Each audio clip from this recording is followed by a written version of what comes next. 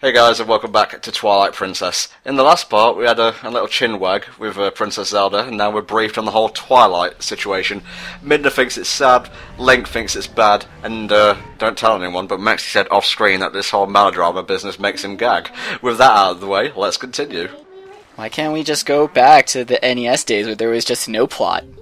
I want it top down, I want to do a free heart run, it needs to be insanely hard, and, well, I haven't really got anything else to flesh out this straw man argument with, so let's just ignore that. No, you were doing pretty good there for the most part.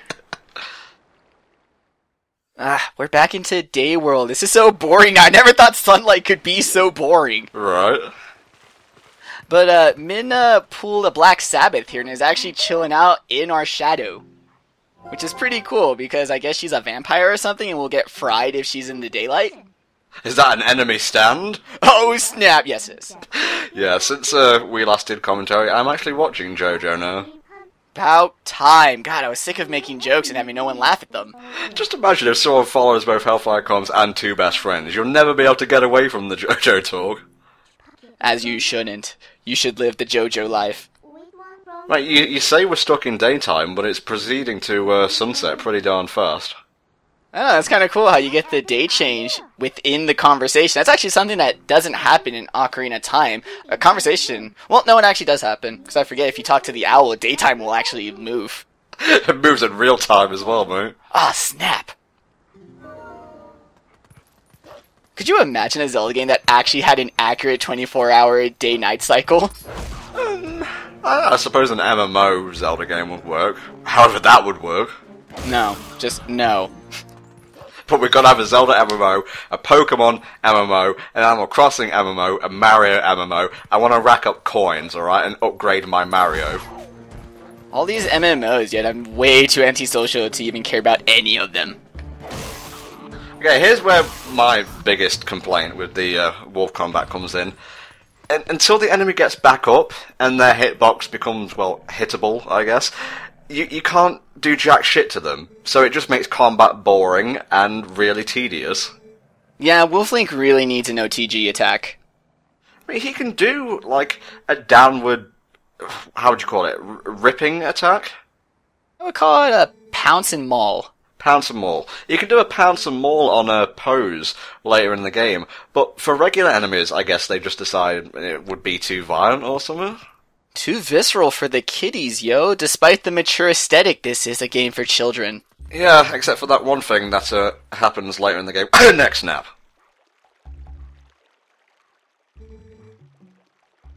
We saw that we were talking to a chipmunk there. That was meant to be the whole big appeal about Wolflink, was that despite what most people think, conversing with NPCs and gathering information from people is a really key part of the Zelda formula, and it was sort of essentially to give you two different populations of the world. Whereas Hylian Link could gather information from the people, he could then turn into Wolflink and gather information from the animals that, you know, are pretty much witnessing everything. Yeah. Unfortunately, in the actual game, the animals just tell you shit that you already know.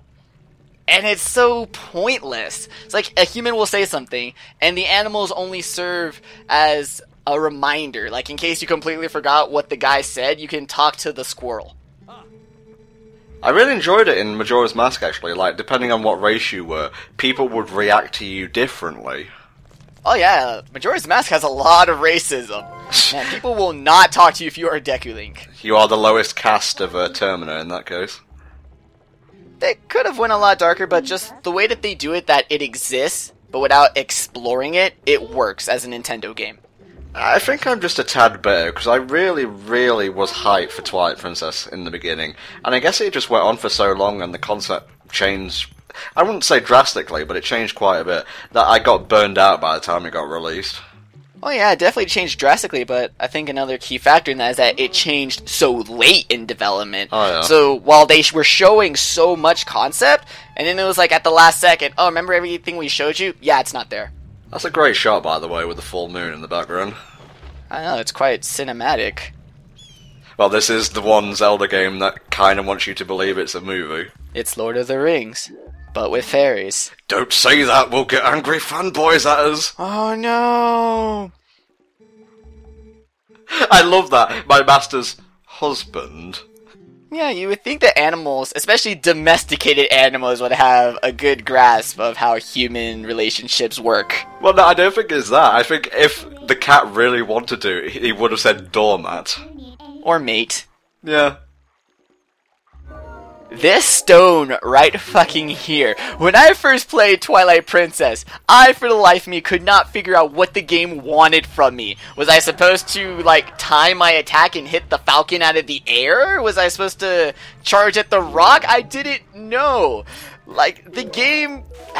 I know I hate hand-holding as much as anyone in video games, but when the point is to find the context-sensitive rock in the field... it's quite irritating. Especially when you're being attacked and, you know, there's a wide area where you can be attacked. It can get quite frustrating, actually. Like, I get that the cat serves as sort of like a break. Like, if you're running around, the cat's supposed to stop you in the vicinity of the rock, and so, you know, you've slowed down and you should luckily find the rock. I didn't! I was like, yes, cat, whatever you say, I gotta get away from this hawk. I may be remembering this wrong, but I think there's like a rock near to the water wheel, which is kind of like, hey, you want to get on this rock and jump? Too bad. Hawk time. You gotta hate when games even do that. It's like, why are you punishing me for something you just taught me, game? I'm getting mixed messages. Just a rural bumblefuck kind of place to have like a premier shield that's made out of wood. Well, what else is your first shield supposed to be made of? It can't be iron, Tom. We have to progressively get better equipment. Well, you say that, but going back to Majora's Mask, Link started out with a hero shield. Oh, snap. And this Link is older, so there is no excuse. There is no excuse. He's the hero of the countryside, the hero of goats everywhere. The bumpkin hero. Yep. Another part of the wolf gameplay is stealth, and I cannot put enough quotation marks around the word stealth. So I won't try, yeah. It's essentially don't get too close to the people and you're good. Because even though they're farmers and they live in the woods, they're scared of animals. It's like, guys, you're in their habitat. It's like when I see a bear on my front lawn. Hey, I live in the mountains. You get used to it. They have a lot of animals around here, but it's amazing that the one creature you don't see before you become a wolf is a wolf. Maybe it's because the wolf is supposed to be unnatural. I mean, you will see other wolves, but they're anything other than ordinary. Oh, yeah. I'm surprised that we don't get to talk to any of the goats, though, considering that they're supposedly the only native animal. Well, yeah, the Ordon goat. Is the ranch closed off at night? It is. I was going to say, because until you reach a certain point in the game, you're kind of like cornered off from coming back, like I would say here and other places, as Wolf Link during the day. Well, this is the beginning of the game, and this is, to Miyamoto's vision, that we should follow the storyline and not stray away from that, Tom. But just before we leave this area, I want to say the rooster back there is probably my favourite animal NPC in the game. I don't know why, he's just like so suave, so smooth. Out of context, that sounds so pathetic. Man, that rooster is the best NPC in the town. What? That is one smooth cock. Oh god, what have I done? I did it, I made him roar. Oh god. Oh my, that text is flashing. Well, I guess I better follow it. Follow it to the water. Yes, is there a Zora? Do you need to talk to me? I'm currently busy being a wolf.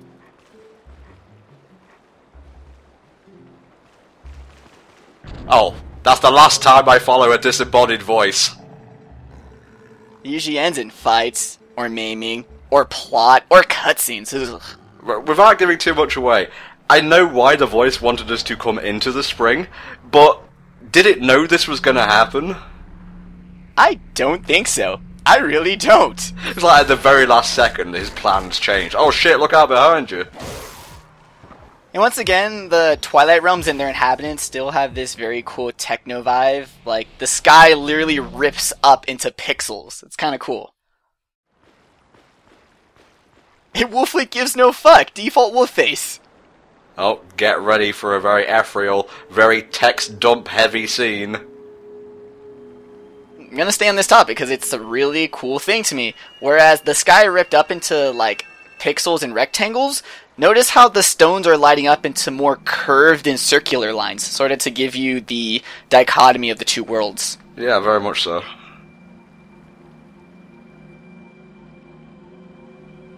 Now this I remember explicitly from I wouldn't say the original trailer, but one of the very first ones.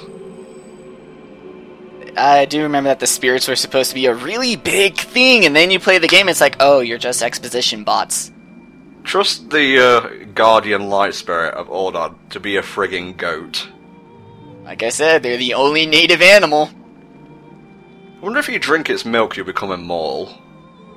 Maybe the water we're standing in is its milk. Ooh. Gonna go off within a day. Just give it one hot Ordonian afternoon. Blech. It's kind of funny that Ordana says that there are 4 spirits of Hyrule, but the Ordon province isn't part of the kingdom of Hyrule, so now, once again, we're getting 2 different uses of the word Hyrule. You have the kingdom, but then you have, like, the land of Hyrule. Right. And I guess the spirits, yeah, they wouldn't recognize the political boundaries. They would look at the more natural boundaries to define what's Hyrule. It's kind of like in Black 2, Pokemon Black 2. I may have, like, misread this, but the town you're starting is like, off the coast of Unova, not technically part of it, per se. Yeah, something like that. It's kind of weird that it's like, the landmass is visible in the Black 1, White 1 map, but then Black 2, White 2 is like, oh, hey, do you know people were living there? No. How did they get provisions? Did they have to import food? They probably had to survive on their own, eating nothing but pack rats. And mill tanks.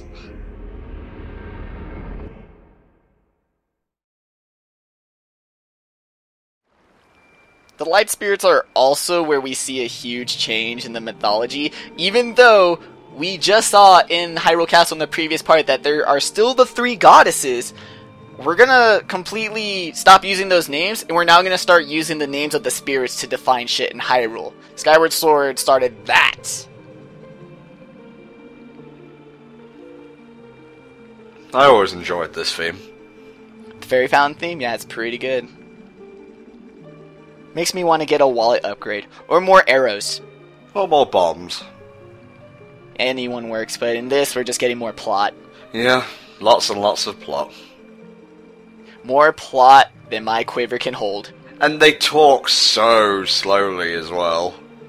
Yeah, I don't know why in Twilight Princess you don't have a text option. You get that in the handheld games where you can choose between text speeds 1 through 5. Why can't I get that in Twilight Princess? This just reminds me of the H-ball run of the game. Oh, brave hero chosen by the gods. Yep. Yeah. Seriously, you're just asking for a Terminator-esque situation. Pay them their dues. When even the spirits can't get the gender right of the deities, shit's not going right. I just imagine, like, Ordona, like, turning back, he gets a phone call. Oh, I'm sorry, Mum, I'm so sorry, I'm just gonna disappear now. I'm so embarrassed. I would think that the light spirits would call the goddess's mom or something. Yeah, okay, Mom, I'm just talking to the hero of time here. Give me 2 seconds. Yes, I did it. No, Mom. Mom, I'm a light spirit. I can do this. Okay, I love you too. Okay, fine, I'll pick up some light on the way home. Bye.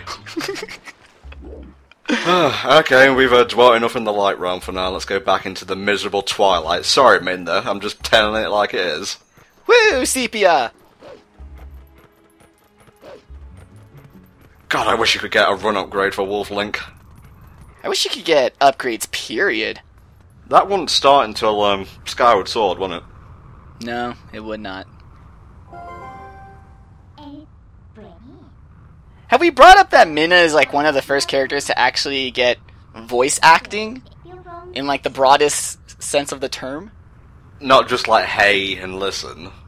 Yeah, well, that's different. Literally every time text appears that's supposed to be attributed to her, there's a company mumbling. And it sort of goes in time with it, like you notice when she said, hey, stop, look, and then she continued on with a sentence, there was a pause in the voice acting as well. Yeah, and if we really have to have voice acting in Zelda, I would be perfectly fine with that. It needs to be. Like, I don't get what's people's fascination with getting accurate voice acting for all the characters. It's like, to me, that would sort of throw off the whole, I don't know, the fairy tale-ness of Legend of Zelda.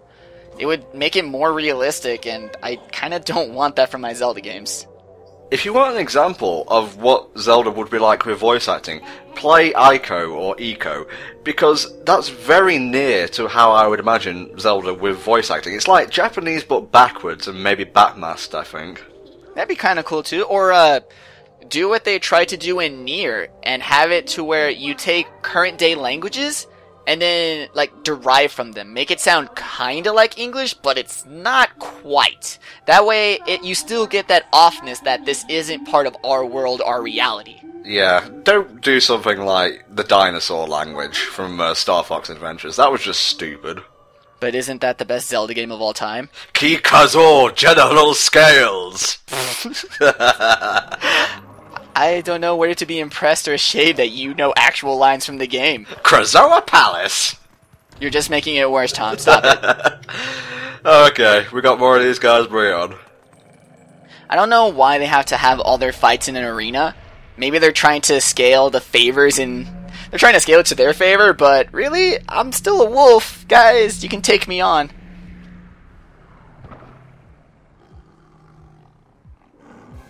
It is kind of cool how they don't actually have real faces. It's just a plate with tentacles.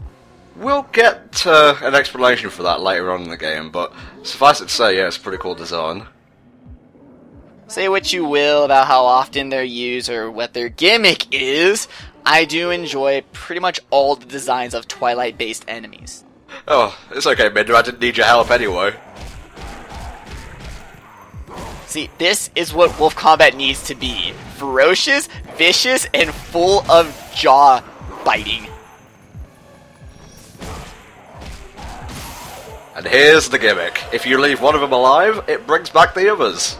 Oh boy. Because if there's one thing Zelda combat wasn't, was fucking tedious! Right?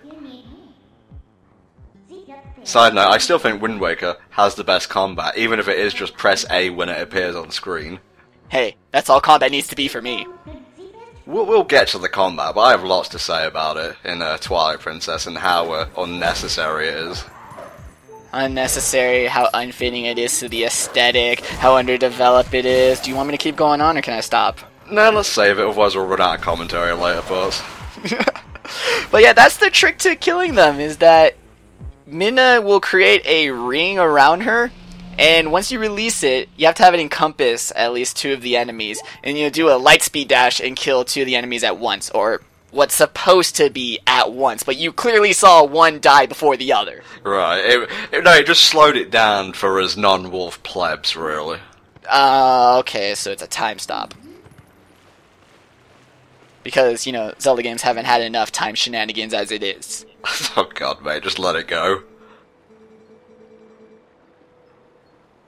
Help me, I'm a bunch of fireflies now. To perform the sending, to the far plane I go. Stay away from the summoner. We'll get to that. Oh, I swear we'll get to that. Oh yeah. This is one of my favourite areas of the game, when it's not engulfed in Twilight. Well, you mean the Lost Woods? No, this spring in particular, it's actually kind of gorgeous. Yeah, water in Twilight and in daytime is pretty good. I'm telling you guys, GameCube era, it may have had its, flaws when it came to graphics and whatnot, even though a lot of them were beautiful, but water, mwah. Pikmin, Super Mario Sunshine, the Zelda games, wonderful.